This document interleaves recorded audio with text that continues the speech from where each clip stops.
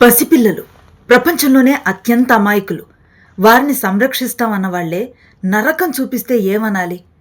ఇండోనేషియాలో వెలుగులోకి వచ్చిన ఒక ఘటన ఇప్పుడు ప్రపంచాన్ని షాక్కి గురిచేస్తోంది. లిటిల్ అరిషా అనే ఒక డే కేర్ యూనిట్ మాట అది.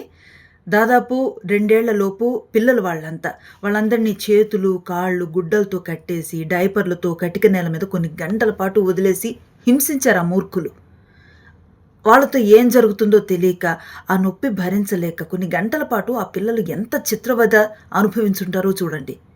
మా పిల్లలు క్షేమంగా ఉన్నారు, సురక్షితంగా ఉన్నారు అని ఓ పక్కన వాళ్ళ తల్లిదండ్రులు నమ్ముతున్న ప్రతి క్షణం కూడా, ఇక్కడ ఈ పిల్లలు బాధతో, భయంతో మౌనంగా రోదించారు.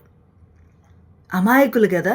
వాళ్ళని చూస్తే మనం సమయం మర్చిపోతాం. వాళ్ళ చేష్టలు, వాళ్ళ అమాయకపు చూపులు, అసలు మన టైంని ఎలా గడుపుతామో తెలీదు. అలాంటి పిల్లల పట్ల ఇంత కర్కశంగా, ఇంత అమానవీయంగా బిహేవ్ చేయటం అనేది ఏమనాలి వాళ్ళని? ఎలా శిక్షించాలి?